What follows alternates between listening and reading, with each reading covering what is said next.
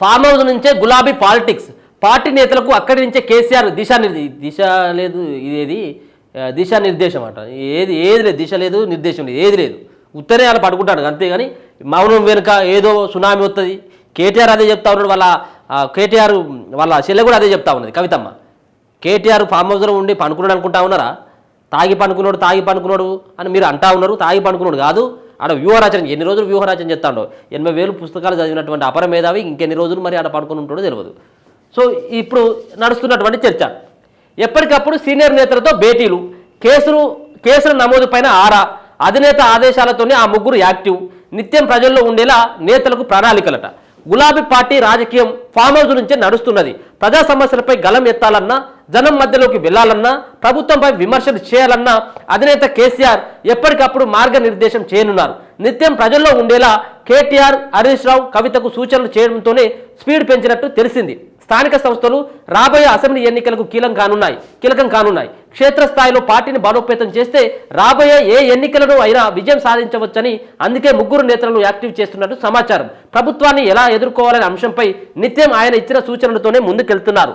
Farm house కేంద్రంగా assembly ఎన్నికల్లో ఓటమి తర్వాత కేసీఆర్ ఎర్రవెల్లి ఫామ్ హౌస్లోనే ఉంటున్నారు. పార్లమెంట్ ఎన్నికల సమయంలో బస్సు యాత్ర చేపట్టినా తిరిగి అక్కడికే వెళ్లారు. పార్టీ నేతలతో సమన్వయ సమావేశాలు అక్కడే ఏర్పాటు చేస్తున్నారు. అసెంబ్లీ సమావేశాల్లో అనుసరించిన వ్యూహాలను ఎమ్మెల్యేలు, ఎమ్మెల్సీలకు అక్కడే దిశా నిర్దేశం చేశారు. మరోవైపు పార్టీ సీనియర్ నేతలతో భేటీ అవుతూ రాష్ట్ర పరిస్థితులు, పార్టీ ఆధ్వర్యంలో చేపట్టాల్సిన కార్యకలాపాలపై సమీక్షిస్తున్నారు. సమయానుగుణంగా పార్టీ కార్యాచరణ ఇస్తున్నట్లు పార్టీ నేతలు తెలిపారు. ప్రజల నుంచి ఏ అంశంపై వ్యతిరేకత వస్తుందో అదే అంశంపై ముందుకు వెళ్లాలని కేసీఆర్ ఆదేశాలు ఇస్తున్నారు. సోషల్ మీడియాను పార్టీ ఎక్కువగా వినియోగించుకోవాలని, ప్రభుత్వం అనుసరించే ప్రజా వ్యతిరేక విధానాలను ఎండగట్టాలని గట్టిగా చెప్పినట్లు తెలిసింది. ప్రజల్లో నిత్యం ఉంటేనే పార్టీ మనుగడ సాధ్యమని సీనియర్లకు నిర్దేశం చేయడం.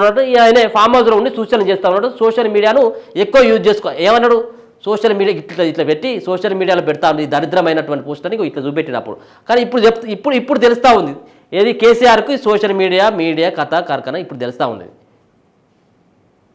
ఏమని చెప్పిండు? మొత్తం అధాపాతాలను తొక్కేస్తామని చెప్పిండు మీడియానంతా. మీడియాకు సంబంధించినటువంటి దాంట్లో జర్నలిస్టులకి ఆ ఫ్లాట్ల విషయం, ఇండ్ల విషయాలు వచ్చినప్పుడు ఒక విలేకరు ఒక క్వశ్చన్ అడిగితే ఏమని చెప్తాడంటే, మేము ఇండ్లు ఇచ్చి ఫ్లాట్లు ఇవ్వాలనుకుంటే పాముకి పాలు పోసి పెంచుకున్నట్టే అంటాడు. అంటే ఎంత విలేకరులు అంటే, ఎంత జర్నలిస్టులు అంటే కేసీఆర్కు ఏ విధమైనటువంటి కోపం ఉందో మనం అర్థం చేసుకోవచ్చు. సో సోషల్ మీడియాకి ఇట్లా వాడుకొని మీరు జనాల్లోకి వెళ్ళుండి అని చెప్పేసి కేసీఆర్ ఫామ్ హౌస్లో పండుకొని ఆయన ఆదేశాలు ఇస్తూ ఉన్నాడట. ఈ కేసుల పైన కూడా ఆరాధిస్తూ ఉన్నాడట. ప్రభుత్వ వైఫల్యాలపై ఎండగడుతున్న సమయంలో నేతలపై నమోదవుతున్న కేసులపైన కేసీఆర్ ఆరాధిస్తున్నారు. వాటిని ఎలా ఎదుర్కోవాలనే అంశాలపైన లీగల్ టీంకు నేతలకు సూచనలు ఇస్తున్నారు. ఏ అంశంపై ప్రశ్నిస్తే కేసు పెట్టారని తెలుసుకొని వాటిని ప్రజల్లోకి తీసుకెళ్లాలని దిశానిర్దేశం చేస్తున్నారని పార్టీ వర్గాలు తెలిపాయి. లగచర్ల ఘటన, హైడ్రా, నిరుద్యోగుల పక్షాన రైతు, అంగన్వాడీల సమస్యలపై, సర్పంచుల పెండింగ్ బిల్లులపై కేసీఆర్ సూచనల మేరకే పార్టీ కార్యాచరణ తీసుకున్నట్టు సమాచారం. అసెంబ్లీలోనూ ఆయన ఆదేశాల మేరకు రోజుకో అంశంపై సభ్యులు గలమెత్తినట్లు పార్టీ నేతలు తెలిపారు. ప్రజల పక్షాన ఉన్నామని చెప్పుకోవడానికి లీగల్ టీంను యాక్టివ్ చేసి భవన్కు వచ్చే బాధితుల పక్షం ఏది లేదు, లుట్టపీసు ఎక్కడ లేదు. ఇది ఉత్తది కథ ఇదంతా కూడా. ఏడిది? ఈయనకే చాతన అయితే లేదు. ఇప్పుడు నువ్వు ఎమ్మెల్యే అవుతివి, ప్రతిపక్ష హోదాలో ఉన్నటువంటి నువ్వు ప్రతిపక్ష నేతవి, నువ్వు ప్రతిపక్ష నేత, నువ్వు వచ్చే అలా మాట్లాడేదానికి నీకే చాతన అయితే లేదు. ఇక నువ్వు వాళ్ళకు దిశానిర్దేశాలు